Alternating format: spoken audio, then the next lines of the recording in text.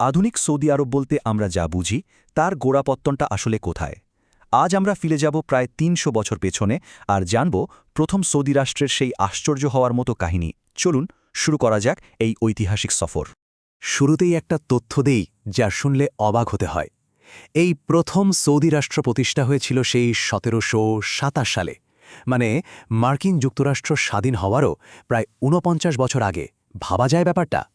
তো আসল প্রশ্নটা হলো, ঠিক কি ছিল এই রাষ্ট্র, কিভাবে এর উত্থান হলো, আর কেনই বা এর পতন ঘটল? এই পুরো বিষয়টাই আমরা এক এক করে জানব। যে কোনো কিছু বুঝতে হলে তো তার পিছনের গল্পটা জানা দরকার, তাই না? তো চলুন আগে দেখে নিই এই রাষ্ট্র তৈরির আগে আরব উপদ্বীপের অবস্থা ঠিক কেমন ছিল। কয়েকশো বছর ধরে পুরো আরব উপদ্বীপটা ছিল ছিন্ন ভিন্ন। কোনো এক কেন্দ্রীয় শাসন ছিল না, ছিল ছোট ছোট অনেকগুলো রাজ্য, আর তাদের নিজেদের মধ্যেই চলত সারাক্ষণ মারামারি কাটাকাটি, মানে রাজনৈতিক অস্থিরতা আর নিরাপত্তাহীনতা লেগেই থাকত। এই যে একটা বিশৃঙ্খল পরিস্থিতি, ঠিক এর মধ্যেই এমন দুজন মানুষের দেখা হলো যাদের জোট এই অঞ্চলের ইতিহাসটাকে চিরদিনের জন্য পাল্টে দিল। এই পুরো পরিবর্তনের কেন্দ্রে ছিলেন দুজন। একদিকে দিরিয়ার আমির ইমাম মোহাম্মদ বিন সাউদ, যিনি ছিলেন একজন তুখোড় রাজনৈতিক নেতা, আর অন্যদিকে ছিলেন শেখ মোহাম্মদ বিন আব্দুল ওয়াহাব, একজন প্রভাবশালী ধর্মীয় সংস্কারক। তাদের মধ্যে যে চুক্তিটা হয় সেটাই ছিল নতুন রাষ্ট্রের ভিত্তি। ইমাম দিলেন রাজনৈতিক সুরক্ষা আর সামরিক শক্তি, আর শেখ দিলেন এমন এক আদর্শ যা ছড়িয়ে ছিটিয়ে থাকা বিভিন্ন গোত্রকে এক পতাকার নিচে নিয়ে আসতে পারল। আর এই জোটের আসল শক্তিটা ছিল ঠিক এখানেই। ইমামের রাজনৈতিক বুদ্ধি আর শেখের আদর্শ, এই দুটো মিলে এমন এক পাওয়ার তৈরি হল যা খুব দ্রুত চারপাশের অঞ্চলে ছড়িয়ে পড়তে শুরু করল। আর এই জোটের হাত ধরেই শুরু হলো এক নতুন অধ্যায়। প্রায় ৯৪ বছর ধরে চলল এক অবিশ্বাস্য উত্থান, যা প্রায় পুরো আরব উপদ্বীপকে এক করে ফেলেছিল। এই রাষ্ট্রের নেতৃত্বে পরপর ৪ জন ইমাম ছিলেন। প্রতিষ্ঠাতা ইমাম মোহাম্মদ বিন সাউদের পর আসেন তার ছেলে আব্দুল আজিজ, যিনি বিভিন্ন এলাকাকে এক ছাতার তলায় আনেন। এরপরে আসেন ইমাম সাউদ, যার সময়ের রাষ্ট্রের সীমানা সবচেয়ে বেশি বেড়েছিল।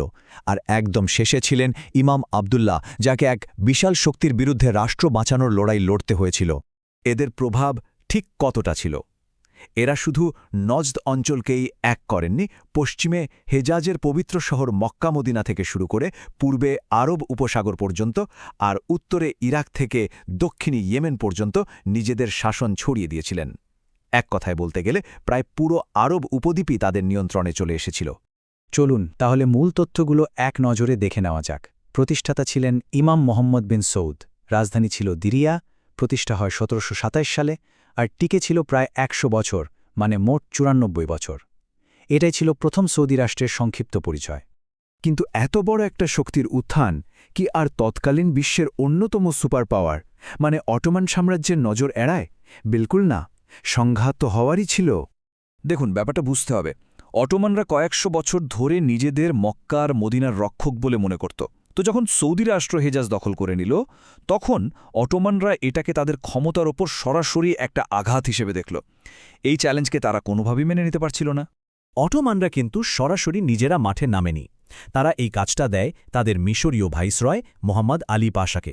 তার ছেলে ইব্রাহিম পাশার নেতৃত্বে এক বিশাল সেনাবাহিনী আরবে ঢুকে পড়ে, আর একের পর এক শহর দখল করতে করতে তারা রাজধানীর দিকে এগোতে থাকে। এরপর যা ঘটল তা ছিল প্রথম সৌদি রাষ্ট্রের জন্য সবচেয়ে বড় পরীক্ষা। রাষ্ট্রের পতন তো হল, কিন্তু এর পেছনের যে মূল ধারণাটা সেটা কিন্তু হারিয়ে যায়নি।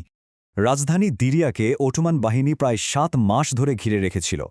ভাবুন একবার, ৭ মাস! এই দীর্ঘ আর মরিয়া প্রতিরোধই প্রমাণ করে যে যোদ্ধারা শেষ মুহূর্ত পর্যন্ত লড়াইটা ছাড়েনি। অবশেষে ১৮১৮ সালে একটানা অবরোধ আর ভয়ঙ্কর গোলাবর্ষণের পর দিরিয়ার পতন হয়। অটোমান বাহিনী কামান আর বারুদ দিয়ে পুরো শহরটাকেই প্রায় ধ্বংস করে দেয়।